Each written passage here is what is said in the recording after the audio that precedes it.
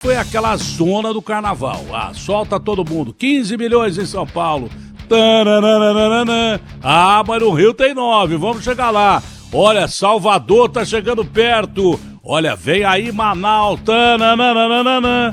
Tananana. E gente contaminada pra caramba.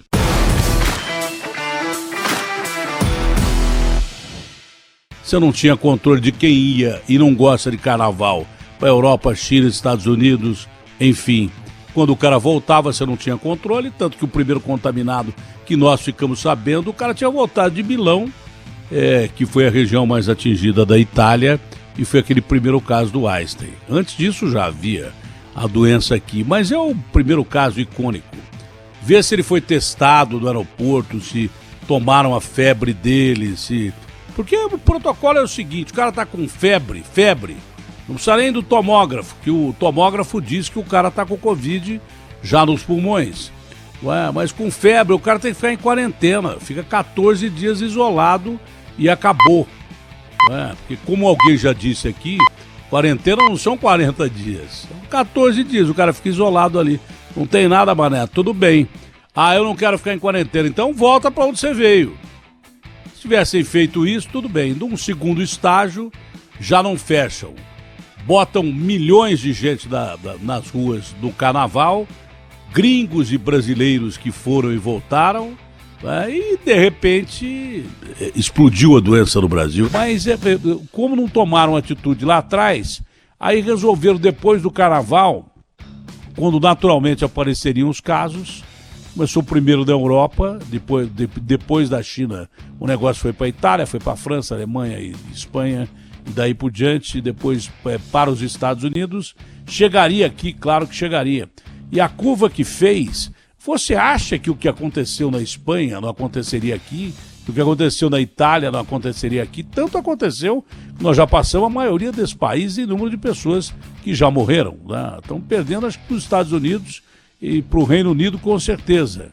Não sei se Espanha também, acho que Espanha também. Itália, acho que também. Itália também. Espanha, acho que nós já passamos. Mas, enfim, o que aconteceu lá vai acontecer aqui. Esse número de 1.000 mortos por dia não é nada de fora da curva. Era tudo esperado. Eu já expliquei aqui várias vezes, se os caras fizeram a curva no mesmo circuito, a gente iria fazer a curva do mesmo jeito e com o mesmo número de mortes, ou talvez até mais, chegando perto ou ultrapassando os Estados Unidos, porque a gente é muito mais pobre que os Estados Unidos. Então eles fecharam no momento errado, trancaram as pessoas muito antes do que deviam trancar, por consequência já trancaram pessoas contaminadas, como foi feito lá em Nova York, e por isso o brasileiro já não aguenta mais ficar dentro de casa, ele precisa trabalhar, senão ele morre de fome. Só que agora, exatamente nesse período em que ele não poderia estar na rua, se você deixa uma liberdade maior lá no começo, depois de ter errado na falta de controle das pessoas que entraram e saíram do país, quando já existia a perspectiva de um vírus terrivelmente perigoso, e se houvesse controle de fronteiras, lá pelo início de fevereiro, final de janeiro, essa pandemia poderia ter sido muito mais controlada, ela iria chegar, mas não com essa intensidade que chegou ao Brasil e à América do Sul.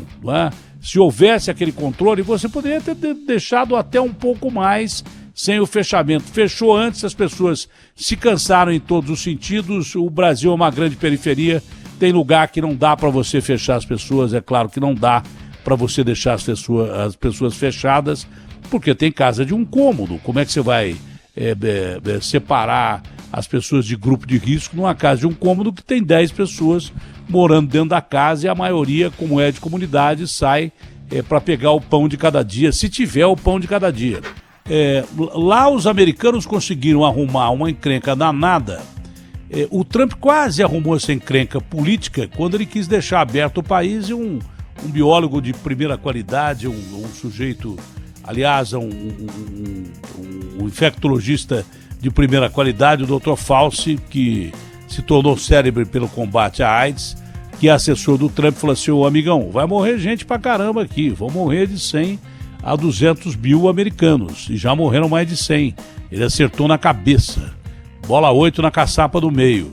Falou: amigão, não fica com esse discurso de de tanta abertura assim, vai para o distanciamento social, porque senão você vai se ferrar, vão colocar as mortes na sua conta. O Trump deu aquela recuada e, ao invés de fechar totalmente a economia, principalmente em alguns estados, ele deixou a liberdade quase que total para os governadores e prefeitos tomarem a medida do distanciamento social, que é aquela que salva. No Brasil, ninguém fica em casa porque a maioria morre de fome. Se mantiver higiene e distanciamento social, é a forma de salvar as pessoas, porque você não consegue segurar essas pessoas dentro de casa. É assim que funciona, pronto, acabou.